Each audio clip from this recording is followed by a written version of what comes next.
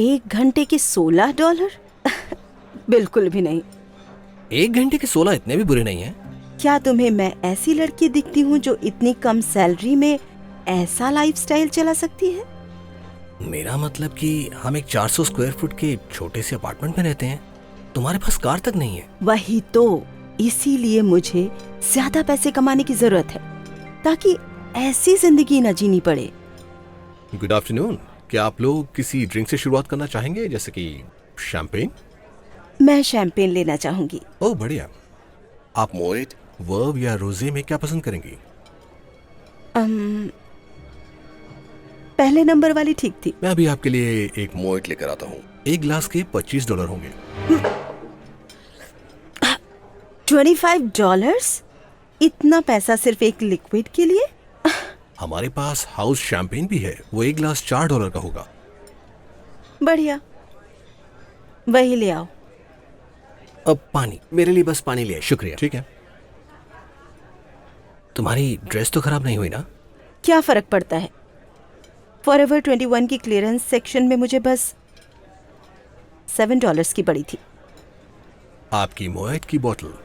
हे भगवान, क्या तुमने एक और ऑर्डर कर दी थी? क्या फर्क पड़ता है, सिर्फ $150 की तो है। बिल्कुल सही कहा तुमने। $150?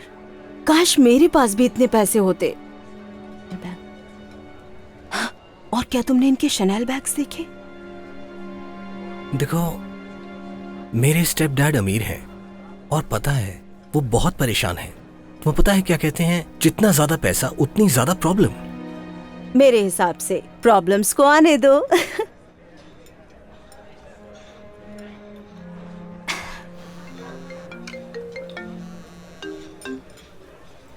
हेलो, बोल रही हूँ। एक एग्जीक्यूटिव की पोजीशन, वैसे डिपेंड करता है।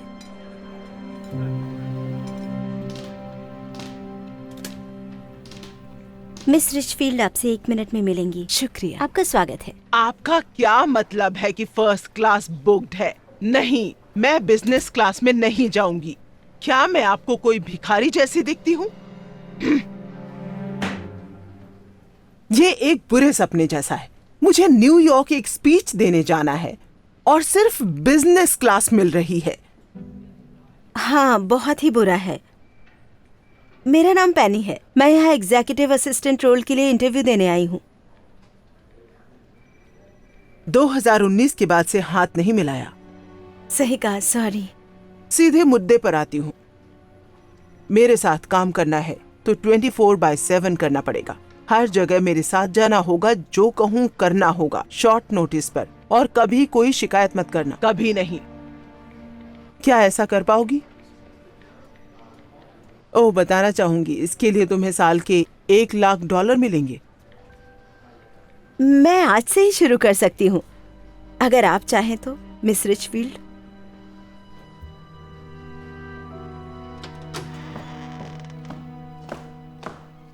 ओह, सोफे से अपने गंदे जूते हटाओ शेल्बी। ये गंदे नहीं हैं, आज ही साफ किए हैं। मुझे फर्क नहीं पड़ता। उस काउच को मैंने अभी रिस्टोर कराया है और खराब करने के लिए उस पर $25,000 खर्च नहीं किया है। कसम से कहती हूँ, तुम्हें मुझसे ज्यादा अपने डिजाइनर फर्नीचर की चिंता रहती है। नहीं, मुझे डिजाइनर फर्नीचर की चिंता इसलिए रहती है क्योंकि मैंने वो अपनी मेहनत की कमाई से खरीदा है। फिर से वही बात। पता है मॉम, सारी दुनिया सिर्फ पैसे से नहीं चलती है। ओह, तो फिर ये बात अपने डैड को बताओ, जिन्होंने पैसे के लिए केस किया हुआ है। ओह, हाय, मैं पेनी हूँ, तुम्हारी मॉम की नई असिस्टेंट। मैं शेल्बी। चलो देखते हैं आप कितने लंबे समय तक यहाँ टिकती हो। पिछले 4 महीने में 7 असिस्टेंट जा चुके हैं। ये सच नहीं है। रे मेरा असिस्टेंट नहीं था, वो ड्राइवर था। गलती हो गई। 6। एक्सक्यूज मी मैम, आप न्यूयॉर्क कौन सा वाला बैग ले जाना चाहेंगी? मैं जूडी स्मिथ के साथ स्टेज शेयर करने वाली हूँ। मैं YSL या शनेल नहीं ले जा सकती, नहीं तो वो जीत जाएगी। मुझे बर्किंसी ले जाना होगा। यकीनन। ओह, अच्छा, ग्रेगरी को फ्लू हो गया है, वो अब आपके साथ नहीं जा पाएगा। क्या? तो फिर मेरे बैग्स कौन उठाएगा?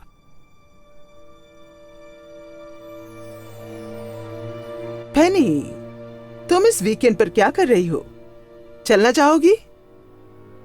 न्यूयॉर्क? तुम पार्क प्लाजा होटल में रहोगी। वो 5 स्टार है। सब कुछ बहुत बढ़िया होगा। Red carpet treatment. हे भगवान, बिल्कुल चलना चाहूंगी। ठीक है, तो घर जाओ और जल्दी अपना सामान पैक करो। हम 2 घंटे में निकलेंगे और संडे तक वापस आएंगे। ठीक है। संडे? मेरी पहली डांस प्रैक्टिस है और आपने कहा था कि आप सैटरडे तक आ जाएंगी। शेल्बी, बस प्रैक्टिस ही तो है। तुम ऐसे कह रही हो जैसे ओलंपिक्स हो। जब कुछ अच्छा करोगी तब पक्का आऊंगी। हाँ? क्या हुआ? मुझे काम भी करना है। ये सब कुछ ऐसे ही नहीं आ जाता। किसने कहा मुझे ये सब चाहिए? I hate you. काश मैं डैड के साथ रह पाती। ओह, तो तुम मोटेल 6 में रहना चाहोगी? ठीक है, मैं घर जाकर जल्दी से पैक कर लेती हूँ। अभी वापस आती हूँ।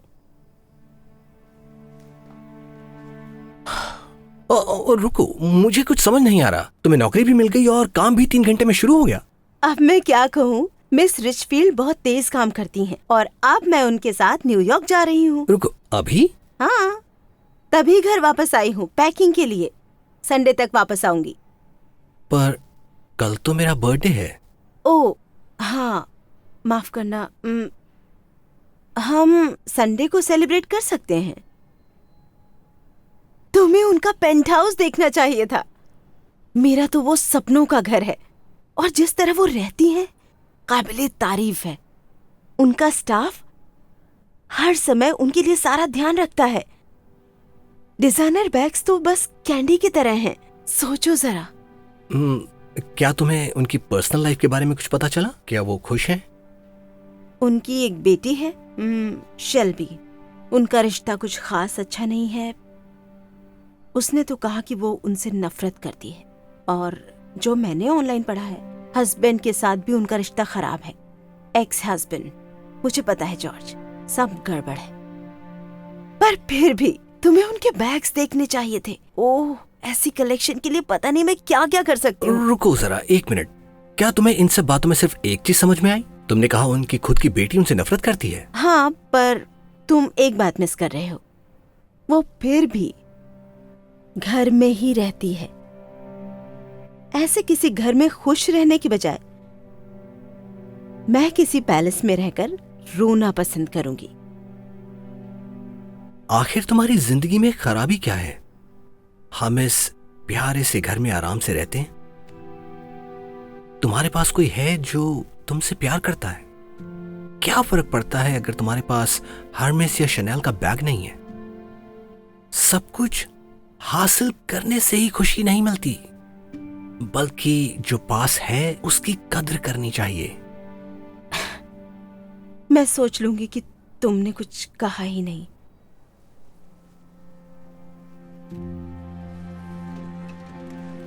ये लो, आज तुम्हारे लिए मोएट शैंपेन। शुक्रिया। मैं कब से पीना चाहती थी। ये बहुत बुरी है। सिर्फ महंगी होने से जरूरी नहीं है कि टेस्ट भी अच्छा हो। ओह, उतरने से पहले हमको चेंज भी करना है। मुझे सीधा स्पीच के लिए जाना है। उसके बाद हम होटल में चेक इन करेंगे। समझ गई। तो आप किस विषय पर स्पीच दे रही हैं? कैसे एआई लीगल इंडस्ट्री में बदलाव ला रही है और वहाँ भी बहुत सारे लॉयर्स आएंगे, जैसे वगैरह वगैरह वगैरह। आप इसके लिए बहुत एक्साइटेड नहीं लग रही हैं। नहीं, मैं हूँ। बस मुझे अच्छा नहीं लग रहा कि मुझे स्टेज शेयर करना पड़ रहा है। बारबरा? जूडी, कैसी हो तुम? इस बीच गेटअप में अच्छी लग रही हो। पता नहीं कौन फर्स्ट क्लास के रेस्ट रूम में बात करने में लगा हुआ है, इसलिए मुझे यहाँ इकोनॉमी क्लास में आना पड़ा। तुम यहाँ पर तो नहीं बैठी हुई ना इकोनॉमी में? बिल्कुल नहीं। ऐसा होता तो मैं फ्लाई ही नहीं करती। मैं तो बिजनेस क्लास में ही बहुत मुश्किल से तैयार हुई हूँ आने के लिए। फर्स्ट क्लास की जगह बिजनेस मिल गई। तो तुम ऐसी सीट पर बैठी हो जो 100% फ्लैट रिक्लाइन तक नहीं होती? पता है। ओह, माफी चाहूंगी। उम्मीद करती हूँ तुम किसी तरह थोड़ा आराम कर पाओ, क्योंकि स्टेज पर हमारी बड़ी बातचीत होने वाली है। ओह, चिंता मत करो। मेरी तैयारी तो बहुत अच्छी है। क्या ये 30 वाला नया बर्किन है? मेरा 25 वाला तो बहुत महंगा था। मेरी राय में तो 25 वाला ज्यादा बेहतर है। मुझे इससे नफरत है। नेक्स्ट वाली काली ड्रेस और गोल्ड सेट पहनूंगी मैं। समझ गई। क्या आप दोनों दुश्मन हैं? नहीं, वो तो दोस्त है, बहुत ही पुरानी। मैं उसको 5th क्लास से जानती हूँ। पर ऐसा लग रहा था कि आप दोनों एक दूसरे से नफरत करते हो। हम करते हैं। पर तुम उसको दोस्त ही समझो। देखो, जब हम अमीर होते हैं तो सच्चे दोस्त या दुश्मन जैसा कुछ नहीं होता। सब बराबर होते हैं। सबका एक दूसरे के साथ सीक्रेट कंपटीशन चलता रहता है। मैंने जो स्टेज पर उसके लिए छोटा सा सरप्राइज रखा है, मुझे बस उसका इंतजार है। चीयर्स।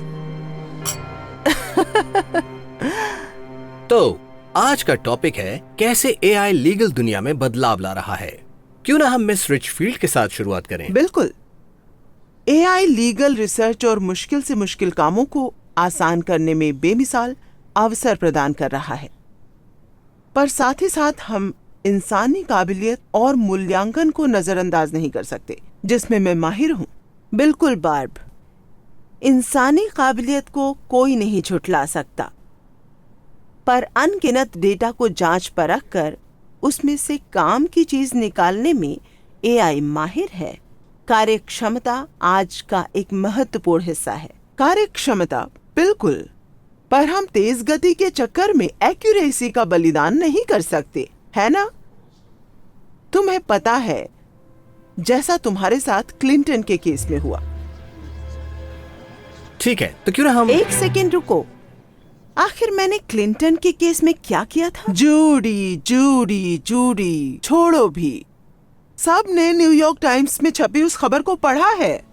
मेरा मानना है, अगर उस केस की मैं पैरवी करती तो शायद कभी ना हारती, खासकर समरी जजमेंट।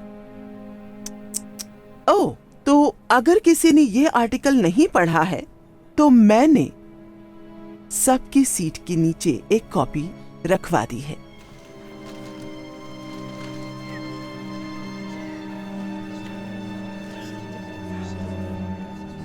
अगर हम थोड़ी शांति बनाए रखें तो बारबरा, तुम कह रही हो कि जो कुछ भी पेपर्स में छपता है हमें उस पर विश्वास करना चाहिए, पर अगर मैं गलत नहीं हूं तो वो वॉशिंगटन पोस्ट में छपा था, जिसमें तुम्हारे एक्स हस्बैंड ने तुम्हें खुदगर्ज और पैसों की भूख वाला मॉन्स्टर बताया था। ये बिल्कुल भी सच नहीं है। हर कहानी के दो पहलू होते हैं। हाँ, सही कहा तुमने, हर कहानी के दो पहलू होते हैं। क्योंकि हम तुम्हारी बात सुन चुके हैं, तो मुझे लगता है जॉर्ज की बात सुनना भी सही होगा। ओ जॉर्ज, क्या तुम हमें कुछ बताना चाहोगे?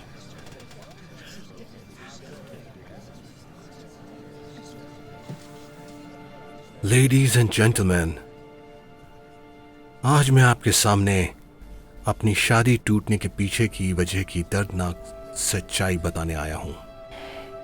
मेरी एक्स वाइफ के बेइंतहा पैसे कमाने के जुनून ने हमारे बीच सब बर्बाद कर दिया।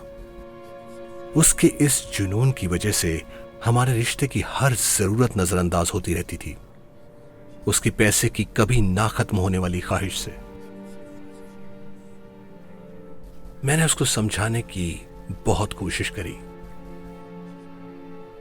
कि असली खुशी प्यार और रिश्तों से मिलती है, ना कि बैंक में कमाए हुए पैसे से।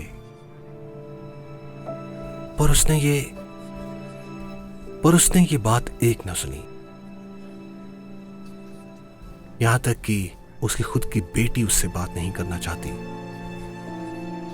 तो अगर आप में से कोई भी उसके साथ किसी तरह का बिजनेस करने की सोच रहा है, तो याद रहे कि उसे इंसान की कोई परवाह नहीं है।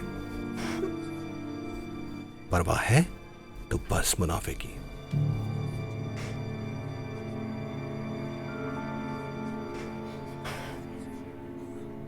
ये सब बहुत ही अपमानजनक था। मैं कभी अपना चेहरा किसी को नहीं दिखा पाऊंगी।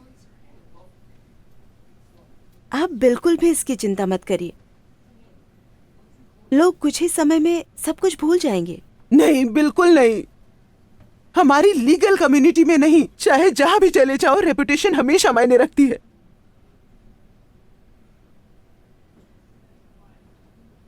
अगर आप बुरा ना माने तो पूछना चाहूंगी कि वो इतने उदास क्यों हैं?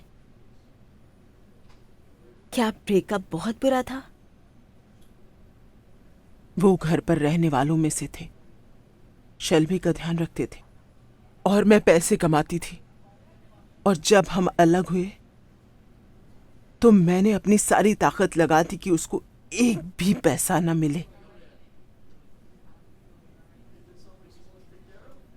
क्या ये सही था? जो कुछ भी उन्होंने कहा वैसे वो सच नहीं था। सच था, इसी वजह से बहुत बुरा लगा। उसने जो कुछ भी कहा सब सच था।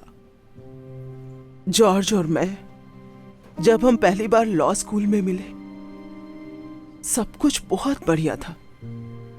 हमारे पास बहुत कुछ नहीं था, पर खुश रहने के लिए हमारे पास सब कुछ था।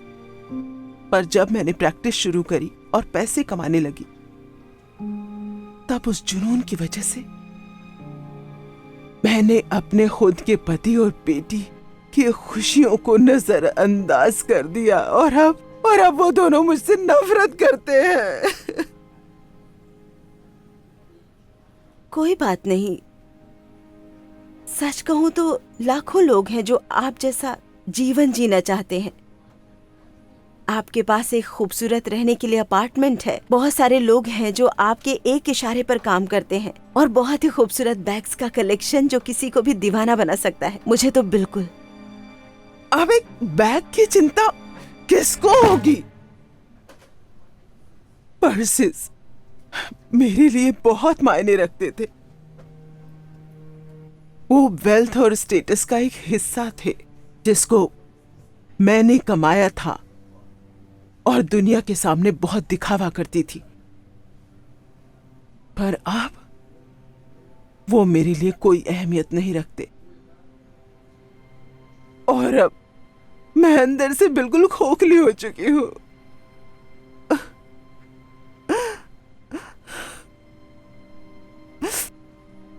मैं ऐसी इंसान हूं जिसके पास सब कुछ था और तुम्हें बता सकती हूं कि अमीर होना कोई बड़ी बात नहीं। मैं अपनी पुरानी जिंदगी वापस लाने के लिए सब कुछ दे सकती हूँ, सब कुछ, यहां तक कि अपनी बेटी के साथ खुश रहने के लिए भी।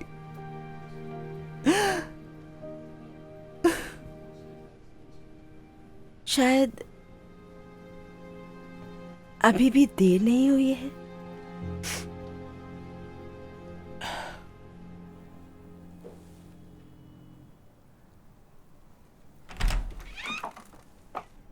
Happy birthday to you. Happy birthday to you. Happy birthday dear Ethan. Happy birthday to you. रुको, मुझे लगा था कि तुम संडे से पहले वापस नहीं आने वाली हो। नहीं आने वाली थी, पर मैंने अपनी जॉब छोड़ दी। वैसे भी वो जॉब मेरे लिए सही नहीं थी। पर मुझे कुछ समझ नहीं आया, तुम तो बहुत खुश थी उसको लेकर और वो काफी पैसे भी दे रहे थे।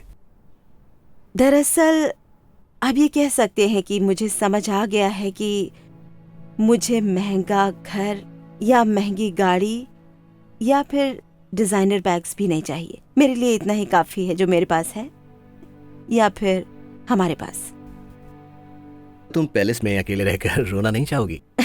नहीं, क्योंकि किसी ने मुझसे कहा था कि सब कुछ हासिल करना ही खुशी नहीं होती, बल्कि जो पास है उसकी कदर करनी चाहिए।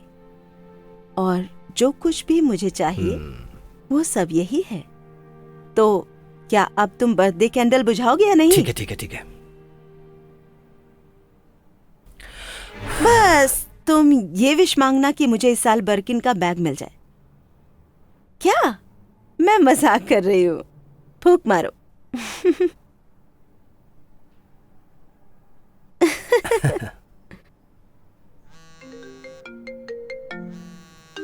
एक सेकेंड। हेलो, हाँ बोल रही हूँ। हाँ, मैं कोई अच्छी नौकरी ढूंढ रही हूँ। डिपेंड करता है मुझे कितने घंटे काम करना पड़ेगा, क्योंकि अगर 40 घंटे से ज्यादा है तो मैं नहीं कर सकती। 5 6 7 8 1 2 3 4 वापस 6 7 8 आगे 2 3 वापस 5 6 7 1 2 3 5 6 7 1 2 3। आप वापस आ गई। और वादा करती हूँ कि अब से मैं तुम्हारे साथ हर जगह जाऊंगी, ठीक है?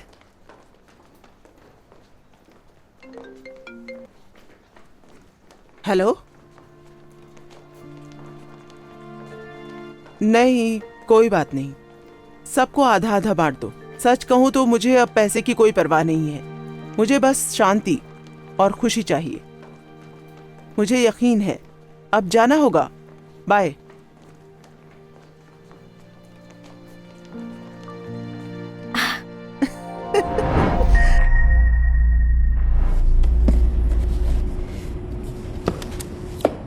ओके हनी, आज के लिए तुम्हारा ये आखिरी गिफ्ट है।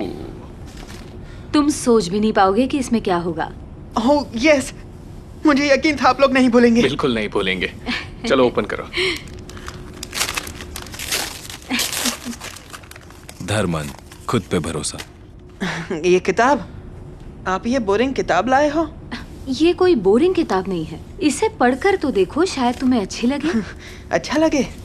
ये बकवास है, मुझे आईपैड चाहिए था, कोई फालतू बुक नहीं। एवन, तुम ये किताब ओपन तो करो प्लीज।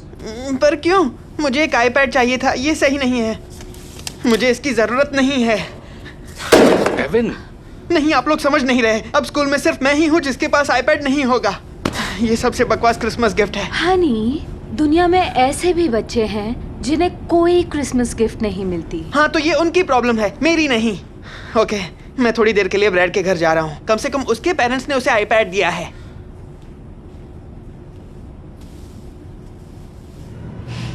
ये आज तक का सबसे बेकार क्रिसमस है, क्या सोच के ये गिफ्ट दिया।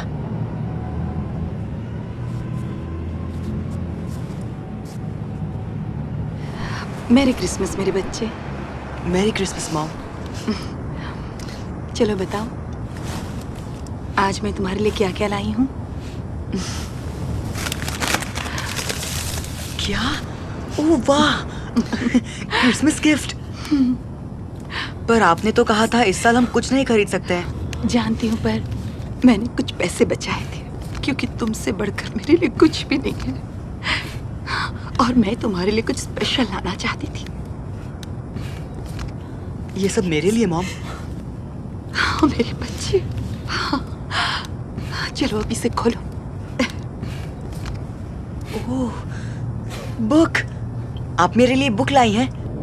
मैं जानती हूँ ये काफी नहीं है, काश कि मैं तुम्हें कुछ अच्छा गिफ्ट दे पाती। मॉम, आप मजाक कर रही हैं। ऐसे कितने बच्चे होते हैं जिनको क्रिसमस गिफ्ट नहीं मिलती। मुझे अच्छी लगी, ये मुझे बहुत पसंद है मॉम। तुम बहुत ही प्यारे हो मेरे बच्चे। I love you. I love you too mom. ये मेरा अब तक का सबसे बेस्ट क्रिसमस है।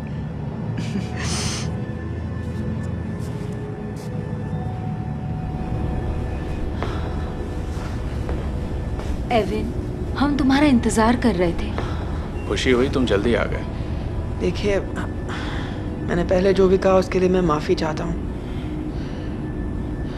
दरअसल मुझे ये किताब बहुत पसंद है। ये सबसे अच्छा क्रिसमस गिफ्ट है। ओह, सुनकर अच्छा लगा। ओके, अब तो किताब ओपन करो। ये क्या? पैसे? ये मेरे लिए है? हाँ, इसे बस एक बार खोल कर देखना था बेटा। तुम्हारे आईपैड के पैसे इसी किताब के अंदर थे। ओह माय गॉड, मुझे यकीन नहीं हो रहा। Thank you so much mom dad, आप सबसे बेस्ट हैं। पर क्या मुझे इन पैसों से आईपैड लेना चाहिए? क्या? नहीं, ऐसा तो बिल्कुल नहीं है, लेकिन तुम्हें तो काफी टाइम से आईपैड चाहिए था। असल में मैं इससे कुछ और बेहतर कर सकता हूँ। मेरे साथ आइए।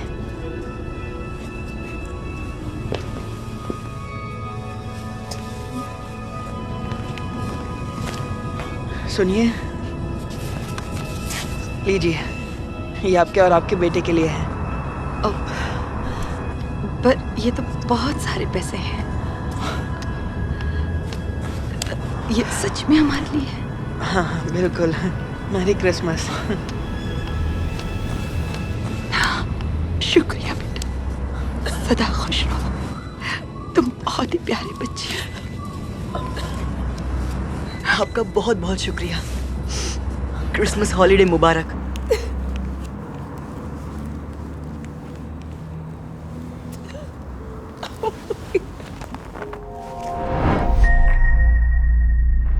एक लड़का था जिसका नाम था मैक्स। उसकी मॉम उसके बास्केटबॉल मैच में नहीं आ पाई। मैक्स इस बात से बेहद नाराज था कि उसकी मॉम उसकी जिंदगी के इतने अहम मौके पर मौजूद नहीं थी। एक लड़की थी जिसका नाम था आयरीन, जो अपने दोस्त को डिनर डेट पर मिलने वाली थी। आयरीन ने अपने दोस्त का काफी देर तक इंतजार किया, लेकिन उसके दोस्त का कोई अता पता नहीं था। और एक गर्लफ्रेंड थी जिसका नाम था जेन, जो अपनी एनिवर्सरी मनाने के लिए बेताब थी। लेकिन फिर उसे पता चला कि उसका बॉयफ्रेंड इस बात को पूरी तरह भूल गया है। कुछ देर बाद मैक्स की मॉम वहां आ पहुंची। पता चला कि उन्हें काम की वजह से आने में देर हुई। उन्होंने माफी मांगने की बहुत कोशिश की, लेकिन मैक्स उनकी बात सुनने के लिए बिल्कुल तैयार नहीं था। आयरीन के दोस्त को आने में देर हुई क्योंकि वो ट्रैफिक में फंस गई थी, लेकिन आयरीन उससे बात तक करने के लिए तैयार नहीं थी। इधर जेन का बॉयफ्रेंड उससे मिलने आता है, लेकिन वो बहुत पुराने कपड़ों में वहां पहुंचता है। उसे अपनी एनिवर्सरी याद नहीं होती।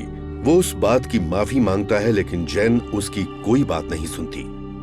कई दिनों बाद भी मैक्स को इस बात का गुस्सा होता है कि उसकी मॉम उसका गेम देखने नहीं आई। उसकी मॉम ने कई बार उसे मनाने की कोशिश की, लेकिन उनकी लाख कोशिशों के बावजूद मैक्स उनसे बात करने के लिए तैयार नहीं था। आयरीन भी अपने दोस्त के डिनर डेट पर देर से आने की बात को नहीं भुला पाई। उसकी दोस्त ने उसे कई बार माफी मांगने के लिए कॉल और मैसेजेस किए, लेकिन उसने किसी भी बात का जवाब नहीं दिया। वो अपने गुस्से में डूब चुकी थी। जैन के बॉयफ्रेंड ने भी फूल और तोहफे देकर उसे मनाने की पूरी कोशिश की, लेकिन जैन ने उससे मिलने से भी इनकार कर दिया। वो उस बात को भुला नहीं पा रही थी। मैक्स ने कई दिनों तक अपनी मॉम से बात नहीं की, लेकिन कुछ दिनों के बाद उसे अपनी मॉम की बहुत याद आने लगी। लेकिन अपने गुरूर की वजह से उसने ये बात छिपा कर रखी। आयरीन ने कई हफ्तों तक अपने दोस्त से बात नहीं की। वो अपने दोस्त के साथ बिताए उन खूबसूरत पलों को याद करने लगी, लेकिन उसका गुरूर उसे अपनी दोस्त को कॉल करने से रोक रहा था। और जैन महीनों तक अपने बॉयफ्रेंड को माफ करने के लिए तैयार नहीं थी। वो अपनी पुरानी तस्वीरें देखकर उन हसीन लम्हों को याद करने लगी, लेकिन उसका दर्द उसे अपने बॉयफ्रेंड से बात करने के लिए रोक रहा था। और फिर मैक्स के डैड ने एक खौफनाक खबर सुनाई। आयरीन को अपने बेस्ट फ्रेंड की मॉम का कॉल आया और जेन ने उस खबर को टीवी पर लाइव देखा। खबर यह थी कि उन सभी के सबसे करीबी लोगों की कार एक्सीडेंट में मौत हो चुकी थी। एक बात हमेशा याद रखिए कि जिंदगी छोटी होती है, लेकिन पछतावा जिंदगी भर हो सकता है। जरा सोचिए कि उस खबर को सुनकर उन पर क्या बीती होगी। शायद ये वीडियो देखना कोई इत्तेफाक था या फिर आपकी किस्मत। और इस वीडियो को देखकर आपको किसी की याद आती है तो जाकर उनसे बात कीजिए, इससे पहले कि और देर हो जाए।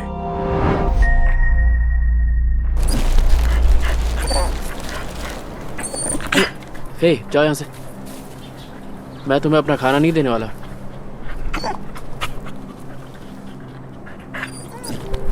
बात समझ में नहीं आ रही? ये सैंडविच फ्री में नहीं आया। $12 मैंने इसलिए खर्च नहीं किए कि मैं इसे तुम्हें खिलाऊं। चलो जाओ यहाँ से, जाओ, हटो। आवारा कहीं का।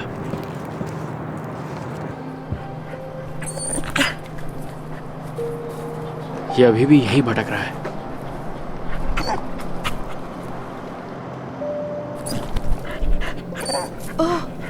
हे यहाँ आओ। ओह बैठो, तुम कितने प्यारे डॉगी हो। ओह लगता है तुम्हें भूख लगी है। मेरे पास ज्यादा कुछ नहीं है, लेकिन मैं जानती हूँ कि भूखा रहना क्या होता है।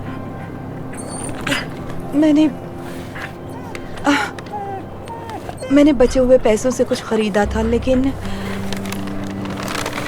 दया की कोई कीमत नहीं होती। ये लो, तुम्हें इसकी ज्यादा जरूरत है। भूखी हूँ, मदद कीजिए।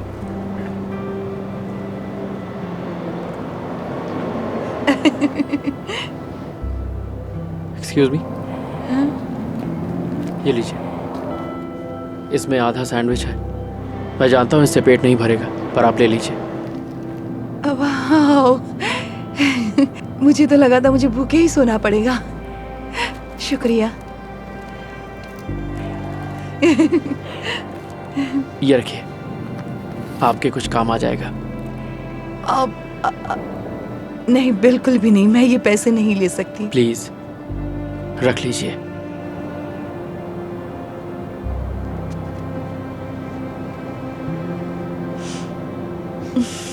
आपका शुक्रिया। आपने मुझ पर बहुत बड़ी मेहरबानी की है। Thank you so much. नहीं, थैंक्स टू यू, मुझे ये याद दिलाने के लिए कि दया की कोई कीमत नहीं होती।